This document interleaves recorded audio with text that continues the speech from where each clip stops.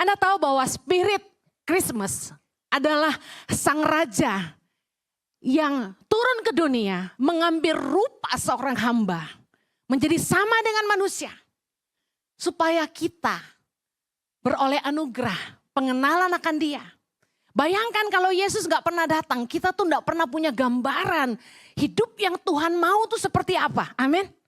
Kenapa manusia tuh butuh idola, butuh teladan, butuh contoh. Karena kita sama-sama baru pertama kali hidup di dunia ini. Kita gak tahu bagaimana cara hidup dan kita butuh tuntunan. Karena itulah Yesus datang dan kasih lihat sama kita bagaimana hidup dalam kebenaran. Amen. Dan sungguh karena dia mengasihi kita. Dia menyalibkan dirinya dan mati buat kita, menebus dosa-dosa kita. Spirit dunia berbeda. Kalau Yesus merendahkan dirinya, sang raja segala raja turun ke dunia dan mengambil rupa seorang hamba. Dunia punya spirit yang selalu berlawanan dengan spiritnya Tuhan. Spirit dunia selalu meninggikan diri. Spirit dunia selalu mengunggulkan diri sendiri dan membuat orang lain kelihatan lebih buruk dari dirinya. Kita lihat berbagai brand berkompetisi untuk membuat brand mereka kelihatan lebih baik dari yang lain. Kalau mereka punya banyak dana, mereka iklan paling banyak. Tapi orang-orang yang memakai akal bulus untuk menaikkan brand mereka, mereka menjatuhkan brand lain. Sering gak Anda terima di Reels, di Instagram, di Facebook mungkin, TikTok mungkin, berita-berita tentang beberapa brand yang kalau kamu makan ini kamu kena kanker gitu. Kalau kamu minum susu ini lama-lama kamu sakit ini gitu. Kamu pakai lipstick yang mereknya ini, nanti kamu bisa kanker, bibirnya jadi doer gitu. Mereka jelekin brand-brand itu, mungkin terlepas dari ada kebenarannya dari penelitian yang ada. Tapi yang saya tahu spirit dunia selalu saling menjatuhkan. Untuk memunculkan dirinya sendiri. Roh Kudus bilang gini, don't make others look bad, so you can look good. Jangan membuat orang lain terlihat buruk supaya Anda terlihat baik. Itu spirit dunia. Seringkali untuk bikin orang lain lihat kebaikan kita, kelebihan kita, keunggulan kita, kita menjatuhkan orang lain. Ingat baik, jangan membuat orang lain terlihat buruk supaya Anda terlihat baik. Renungkan ini dalam-dalam. Jangan pakai jurus katak. Jurus katak seperti apa? Untuk naik ke atas, orang neken orang lain ke bawah. Salah satu hal yang dikenal dari orang-orang Farisi adalah mereka itu seringkali merasa diri lebih benar dan suka menghakimi orang lain. Ingat tentang kisah perumpamaan tentang orang Farisi dan pemungut cukai yang berdoa di bait Allah dalam Lukas 18, mungkin ditayangkan ayatnya. Di ayat 9. Dan kepada beberapa orang yang menganggap dirinya benar dan memandang rendah semua orang lain. Perhatikan kata-kata ini. Orang-orang yang merasa dirinya benar dan memandang rendah semua orang lain. Ketika Anda merasa benar, Anda memandang rendah orang lain. Yesus mengatakan perumpamaan ini. Ada dua orang pergi ke bait Allah untuk berdoa. Yang seorang adalah Farisi, yang lain pemungut cukai. Orang Farisi itu berdiri dan berdoa dalam hatinya begini. Ya Allah, aku mengucap syukur kepadamu karena aku tidak sama seperti semua orang lain. Bukan perampok, bukan orang lalim, bukan pezinah, dan bukan juga seperti pemungut cukai ini. Perhatikan. Dan aku berpuasa 2 kali seminggu. Aku memberikan 1/10 dari semua penghasilanmu. Hati-hati para agamawi. Tetapi pemungut cukai itu berdiri jauh-jauh. Bahkan ia tidak berani menengadah ke langit. Melainkan ia memukul diri dan berkata, ya Allah, kasihanilah aku orang berdosa ini. Apa yang Yesus bilang? Ayat 14, kita baca sama-sama. Aku berkata kepadamu, orang ini pulang ke rumahnya sebagai orang yang dibenarkan Allah. Dan orang lain itu tidak. Sebab barang siapa meninggikan diri, ia akan direndahkan. Dan barang siapa merendahkan diri, ia akan ditinggikan. Katakan amin. Perhatikan hukumnya Tuhan. Ketika Anda meninggikan dirimu, melebihi yang lain.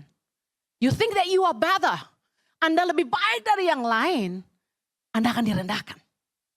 Tapi ketika Anda merendahkan dirimu, Anda akan ditinggikan.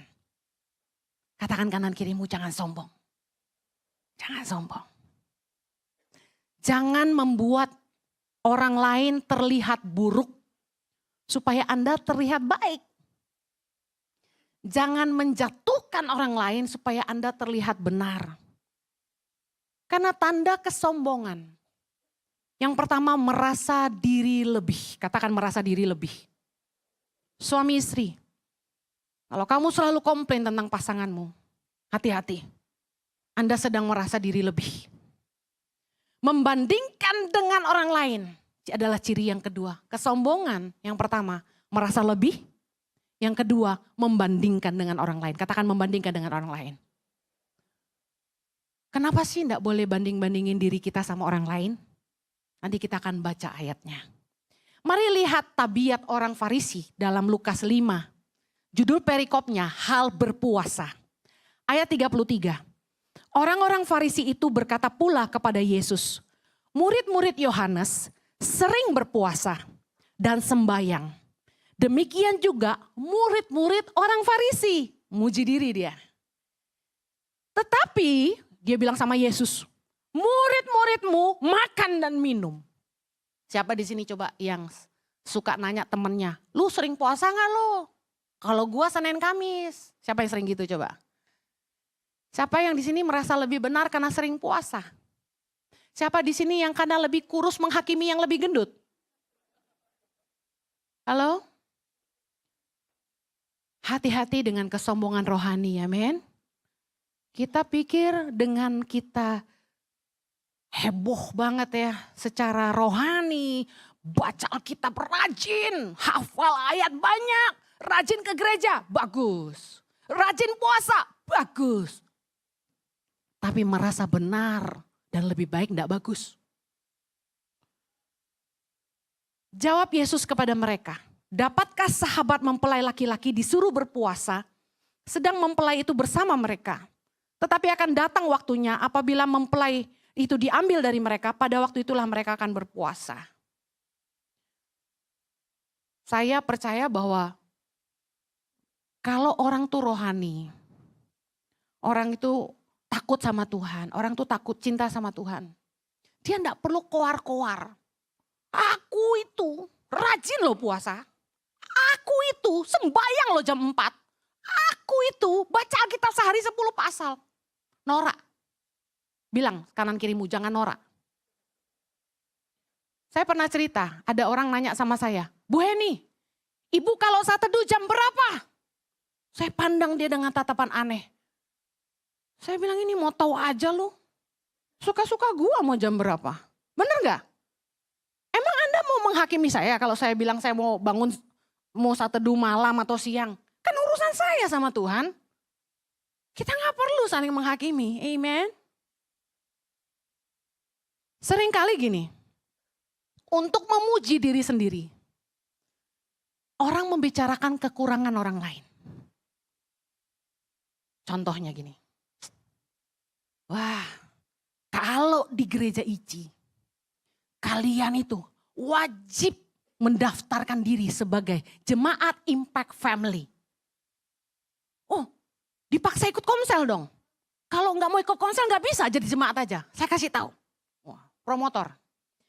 Kalau Anda mendaftar jadi jemaat Impact Family, Anda akan diperhatikan. Anda akan diurus. Contoh, ketika Anda sakit. Kalau Anda di seputaran Jakarta, bahkan di luar Indonesia yang kita punya leader-leader, Anda akan langsung dikunjungi. Anda akan didoakan. Gercep banget tim kita. Saya bangga.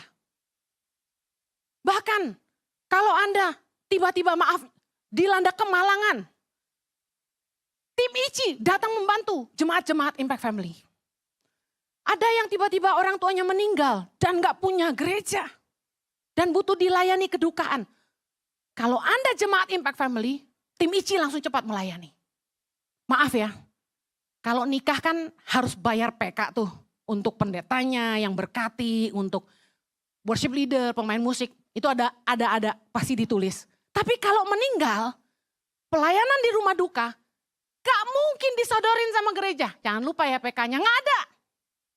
Syukur-syukur yang dilayani ingat dan memberkati yang melayani. Tapi kalau sampai enggak, ICI yang bayar. Bimbingan pranikah di gereja ICI bagi jemaat Impact Family. Enggak ada biaya. Sementara gereja ICI itu kasih PK, persembahan kasih. Untuk setiap pengajar-pengajar BPN, bimbingan pranikah. Anda enggak pernah tahu kan? Gitu. Itulah kelebihan ICI. Wah, song bener ya. Tapi perhatikan, ini real. Tidak akan terdengar lebih kalau kita enggak ngomongin gereja lain yang enggak lakukan seperti kita lakukan, bukan? Disinilah kita sering terjebak, kita jelekin orang lain. Kita bongkar kekurangan orang lain, supaya apa? Supaya kelihatan lebihnya kita. Tentu di sini saya enggak akan ambil contoh ngejelekin gereja lain karena enggak kepikiran siapa. Dan enggak tahu juga dan enggak ngurus juga. Saya cuma bisa cerita apa yang ICI kerjakan. Tapi yang terjadi di hidup kita, seringkali sebenarnya kita mau muji diri sendiri. Tapi yang kita bicarakan kekurangan orang lain. Contoh, saya pernah cerita gini. Bapak Ibu, menurut Anda siapa yang lebih sabar? Saya atau Pastor Jojo? Ayo pura-pura jawab. Pastor Jojo, terlalu menghakimi kamu. Saya kasih tahu. Waktu itu saya jawab gini. Don't judge the book by the cover. Jangan menilai orang dari penampilan. Kasus suami istri yang suaminya kelihatan baik biasanya galak. Suka marah, benar nggak? Saya yang di mimbar suka marah-marah, lebih sabar di rumah. Saya pernah khotbah itu di Instagram, di Reel. Nih, contoh menjatuhkan orang lain untuk menunjukkan kelebihan diri sendiri. Bisa paham gak kira-kira? Karena saya pengen bilang kalau saya itu lebih sabar dari Pak Jojo. Saya mancing dengan pertanyaan yang menurut kalian siapa lebih sabar? Ujung-ujungnya sebenarnya mau memuji diri sendiri bahwa saya lebih sabar dari suami saya. Saya gak peduli Anda gak percaya karena kenyataannya begitu gitu. Gak terima ya. Karena memang casing menipu sih. Baby, I love you though. Saudara, saya tiba-tiba kayak diingetin Tuhan gini. Kami make a joke. Suami saya bilang gini. Behind the great man, there is always the great woman. Kelihatannya bagus ya, muji istri gak itu? Kemarin, waktu kami di Amerika, ini kebalik. Suaminya bilang gini, behind the great woman, maksudnya istrinya dia, there is always a good husband, dia bilang. Kami ketawa, kok lucu banget sih. Ketika kita pengen muji diri kita sendiri, kita kayak jadi harus mengkecilkan orang lain, supaya kita terlihat besar. Sadar ya gak sih? Dan Tuhan gak berkenan loh. Mari kita baca firman Tuhan. Seseorang akan terlihat lebih kalau ada yang lain yang kurang. Roma 14 ayat 10. Roma 14 ayat 10. 3, 2, 1. Tetapi engkau, mengapakah engkau menghakimi saudaramu? Atau mengapakah engkau menghina saudaramu? Sebab kita semua harus menghadap tahta pengadilan Allah. Karena ada tertulis, demi aku hidup. Demikianlah firman Tuhan. Semua orang akan bertekuk lutut di hadapanku. Dan semua orang akan memuliakan Allah. 12 sama-sama. Demikianlah setiap orang di antara kita akan memberi pertanggungan jawab tentang dirinya sendiri kepada Allah. Firman Tuhan berkata gini, mengapa kamu menghakimi saudaramu? Atau mengapakah engkau menghina saudaramu? Menghakimi, kemudian menghina orang lain. Maka tadi saya bilang, di hidup ini jangan suka ngurusin orang. Kenapa? Demi aku hidup, kata Tuhan. Demikianlah firman Tuhan, semua orang, katakan semua orang, akan bertekuk lutut di hadapanku dan semua orang akan muliakan Allah. Dan setiap orang di antara kita akan memberi pertanggungan jawab tentang dirinya sendiri kepada Allah. Ingat suami istri, Anda akan bertanggung jawab kepada Tuhan atas dirimu sendiri. Jangan suka nunjuk orang lain. Saya nggak pusing Jojo mau saat teduh jam berapa. Saya nggak pusing Jojo baca firman berapa pasal. Saya nggak pernah ngecek. Kita akan terjebak menghakimi orang lain ketika kita itu fokusnya ngurusin orang. Ngapain kita ngurusin orang? Bayangkan ada satu kejadian seperti ini. Saya dikasih tahu, baru dengar. Bu Heni, ada sekelompok orang yang mentertawakan visi yang Tuhan kasih buat Bu Heni. Visi apa saya tanya gitu. Visi tentang melahirkan 1.000 pemimpin bagi Indonesia. Mereka ketawain. Mana 1.000 pemimpin? Mereka bilang gitu. Tuh lihat anak-anak asramanya katanya. Kan gak semuanya baik. Oh intinya saya ditertawakan. Perhatikan dia bilang. Saya pernah cerita tentang ada anak asrama yang di tengah-tengah kami kuliahkan dia malah memutuskan pergi dari yayasan. Dan pernah yang saya selesai kuliahkan dia memilih tidak mengabdi di Tangan Pengharapan. Dia mau cari kerja di perusahaan lain. Ingat saya pernah cerita itu? Dia bilang gini, perhatikan itu anak-anak yang keluar, itu anak-anak yang dekat sama Bu Heni. Kok justru yang dekat sama dia malah keluar? Saya bukan mau bahas masalah yang diomongin, tapi perhatikan. Orang ini telah mengambil waktu begitu banyak untuk merenungkan tentang hidup saya. Untuk mensurvei apa yang terjadi dengan hidup saya. Untuk mengkait-kaitkan hubungannya anak-anak yang dua itu keluar dengan kedekatan mereka dengan saya. Saya yakin dia mengambil waktu cukup panjang untuk membuat sebuah kesimpulan yang begitu luar biasa. Ngerti maksud saya? Ngapain lu fokus ngurusin hidup orang lain? Waktu Petrus tanya sama Yesus, bagaimana dengan Yohanes? Yohanes murid yang paling dikasih Yesus. Yesus jawab, Yohanes begini, bukan urusanmu. Mantap ya, none of your business. Tapi kamu ikutlah aku. Pesan yang sama. Jangan menghakimi orang lain. Jangan menghina orang lain. Jangan ngurusin orang. Kamu fokus ikut Tuhan. Jangan jatuhin orang lain. Karena gini, orang yang berbuat jahat itu. Mereka butuh waktu untuk merenung, merencanakan, mengatur strategi, dan mengeksekusi. Kadang-kadang saya sangat terpesona dengan orang-orang yang kurang kerjaan seperti ini.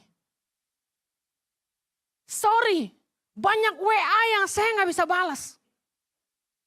Di LA saya disinggung-singgung.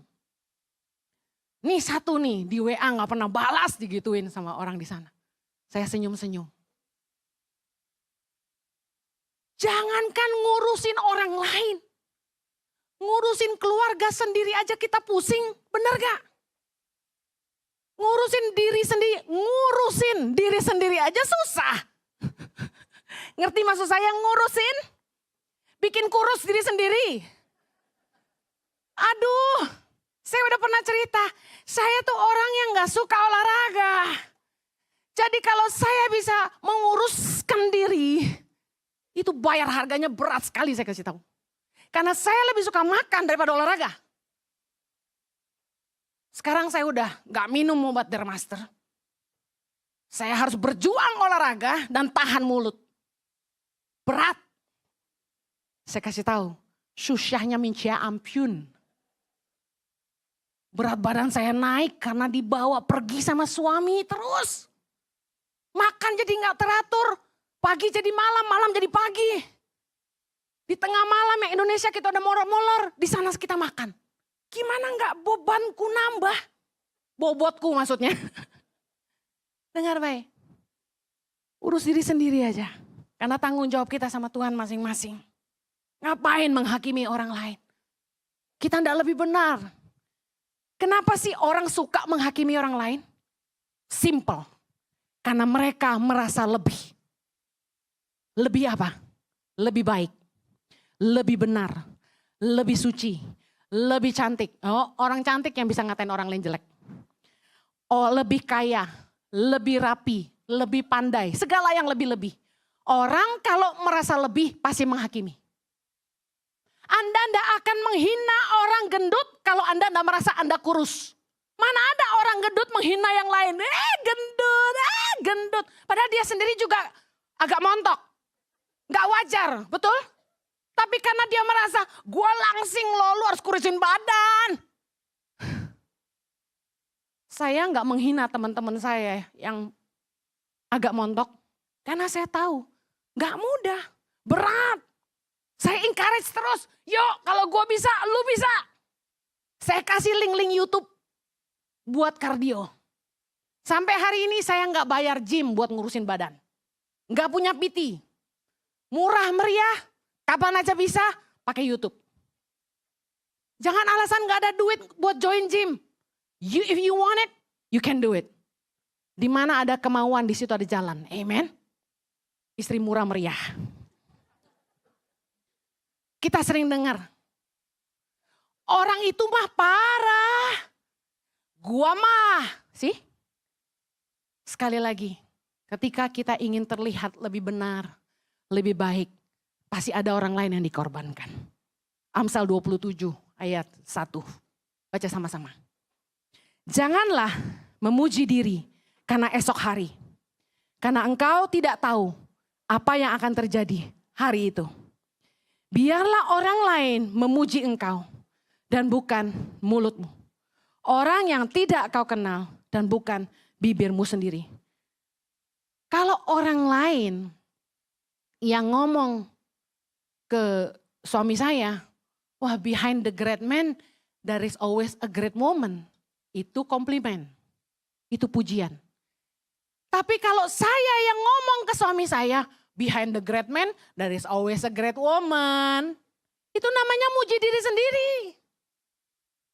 Ayo, berhenti muji diri sendiri. Karena firman Tuhan berkata, sebab bukan orang yang memuji diri yang tahan uji, melainkan orang yang dipuji Tuhan. Amen. Anda mau dipuji Tuhan? Rendah hatilah. Karena orang yang rendah hati akan ditinggikan.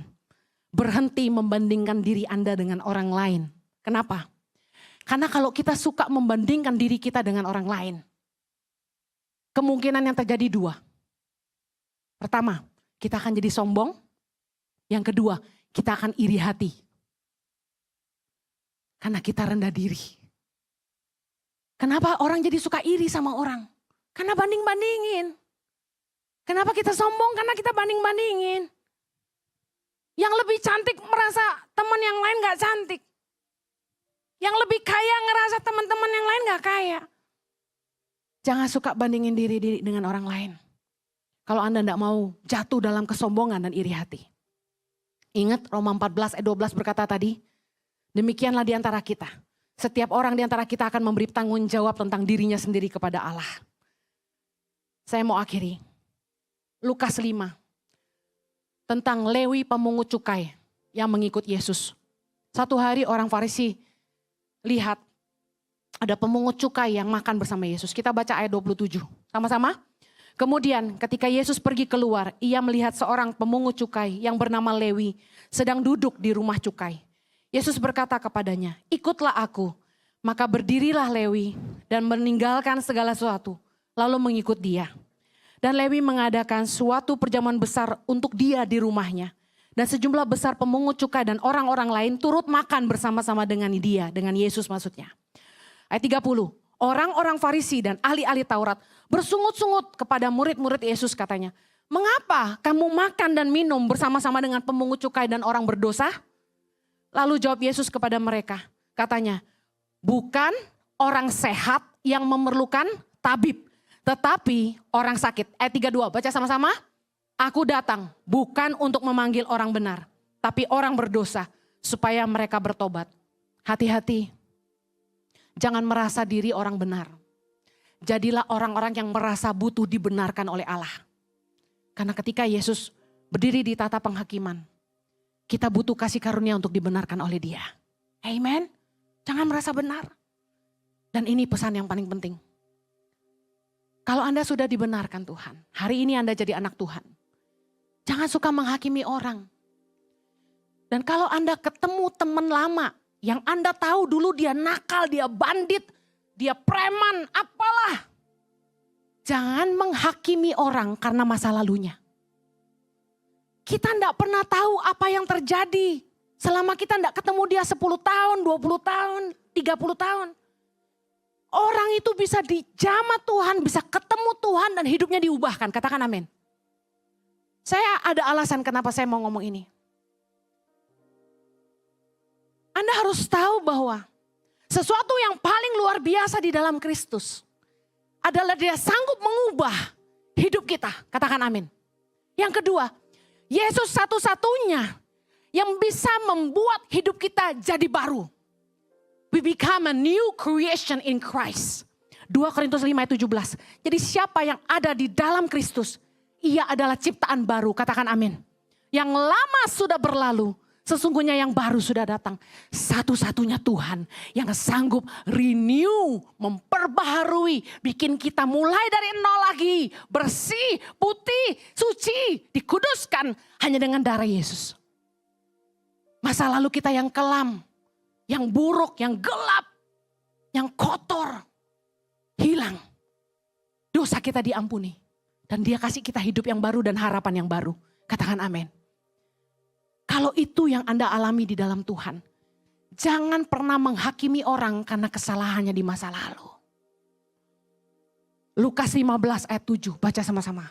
Aku berkata kepadamu, demikian juga akan ada sukacita di sorga. Karena satu orang berdosa yang bertobat. Lebih daripada sukacita karena 99 orang benar yang tidak memerlukan pertobatan. Lihat, satu jiwa aja sangat berharga bagi sorga. Katakan amin. Ketika ada satu jiwa bertobat, seisi sorga bersukacita. Pertanyaan saya gini, kenapa seringkali kita yang jadi marah? Roma 14 ayat 13. Karena itu janganlah kita saling menghakimi lagi. Tetapi lebih baik kamu menganut pandangan ini. Jangan kita membuat saudara kita jatuh atau tersandung. Dengar baik saudara. Orang Kristen harus berhenti menghakimi. Serius. Kalau kita tidak bisa jaga mulut kita ini untuk tidak menghina orang lain. Untuk tidak menjatuhkan orang lain. Tidak memburukkan orang lain. Hidup kita akan jadi batu sandungan. Saya mau akhiri dengan sebuah kesaksian. Ada seorang wanita, hidupnya hancur. Tapi dia dijamah Tuhan. Satu kali ada temennya yang baik banget, orang Kristen. Selalu ngajak dia ke gereja. Orang ini bukan Kristen, hidupnya hancur-hancuran. Temennya ini setia ajak dia ke gereja terus. Satu hari dia mau ke gereja. Dan luar biasa dia dilawat Roh Kudus. Dia terima Tuhan Yesus. Dia cinta Tuhan sungguh-sungguh. Dia rajin ke gereja. Selama 20 tahun dia ikut Tuhan Yesus. Tiba-tiba satu hari dia pergi ke sebuah gereja di Jakarta ini. Dia ketemu sama teman lamanya yang pernah kenal dia puluhan tahun yang lalu. Waktu dia ketemu ibu ini dia bilang gini, wih ke gereja lu sekarang. Udah baptis? Udah baptis. Sukacita kan ketemu teman lama. Anda tahu temannya yang orang Kristen itu ngomong apa? Lu sih dibaptis 10 kali juga gak bakal bersih. Jahat gak kira-kira? Tapi orang Kristen sering kayak gini. Jangan pernah menghakimi orang karena masa lalu. Satu kali seorang istri hamba Tuhan duduk makan-makan dengan kaum sosialita. Dan di situ duduklah salah satunya orang yang kenal baik dengan saya. Istri hamba Tuhan ini bukannya beritakan Kristus, tapi memberitakan Heni Kristianus. Katanya gini, dulu Heni tuh gak benar tuh masa lalunya. Gak beres dia tuh dulu tuh, rusak banget tuh orang. Padahal saya juga gak kenal dia. Cuma tahu-tahu gitu aja. Terus orang yang kenal baik saya ini tanya gini, kira-kira di umur berapa? Rusaknya kapan? Karena dia itu kenalan sama Pak Jojo umur 16 tahun. Lalu dibawa ketemu Yesus gitu. Kira-kira rusaknya di umur berapa? Di interview. Sok tahu memang orang itu. Memang betul masa lalu saya kelabu. Tapi itu kan bukan urusan kamu. Itu urusan saya sama Tuhan yang telah menyelamatkan saya. Kalau sorga saja bersuka cita seorang Heni Kristianus diselamatkan. Kenapa ada orang yang gak senang? Lalu mengungkit masa lalu saya buat apa? Mungkin dia mau bilang dulu saya wanita panggilan atau pelacur. Cuma gue gak ingat umur berapa ya. Saya juga jadi ingat-ingat kapan gue jadi begitu ya.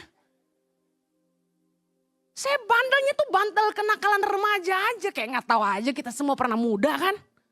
Ya gitu-gitu aja lah, rusak kayak gimana lah gitu. Cuman yang saya sedih begini, seringkali orang Kristen tuh begini gitu loh. Apa yang terjadi sama ibu itu?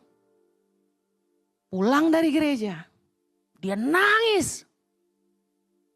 Kata-kata yang jahat itu terngiang di telinganya terus. Kamu sih dibaptis 10 kali juga gak bakal bersih. Dia nangis.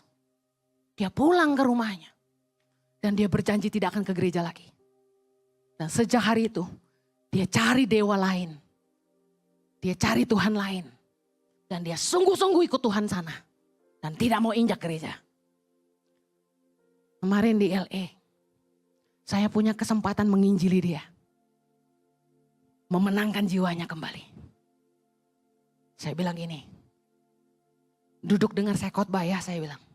Saya akan khotbah, datang ya. Dia datang. Sepanjang ibadah itu saya doa. Roh Kudus selamatkan orang ini. Dia cinta Tuhan banget sebenarnya, dia haus sama Tuhan. Cuma dia kecewa sama orang Kristen aja. Mungkin ada di antara Anda yang berkata, dasar iman lemah. No, Anda enggak pernah tahu firman Tuhan berkata gini. Amsal 26 ayat 18. Seperti orang gila menembakkan panah api. Panah dan maut, demikianlah orang yang memperdaya sesamanya dan berkata, aku hanya bersenda gurau. Orang itu jangan dikatain yang tajam lalu Anda bercanda. Gue cuma bercanda. Firman Tuhan berkata, seperti orang gila menembakkan panah api. Perkataan orang itu bisa membunuh roh dan jiwanya. Pernah bangun tidur dan terngiang-ngiang perkataan negatif mertuamu? Pernah bangun tidur atau mandi terngiang kata-kata sadis dari pasanganmu? Berhentilah. Kita tidak bisa mengasihi kalau kita tidak berhenti menghakimi. Yang mau berubah katakan amin. Jangan membuat orang lain terlihat buruk hanya supaya Anda terlihat baik. Yang mau berubah jadi lebih baik katakan amin.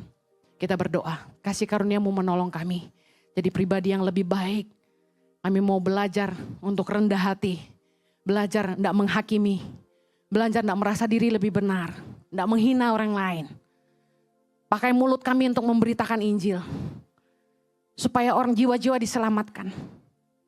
Bukan membuat orang-orang menjadi meninggalkan Tuhan. Pakai umat-Mu Tuhan untuk menjangkau banyak jiwa. Khususnya di bulan Natal ini. Memberitakan kelahiran Yesus kemana-mana. Di dalam nama Yesus kami berdoa. Yang diberkati Tuhan sama-sama katakan.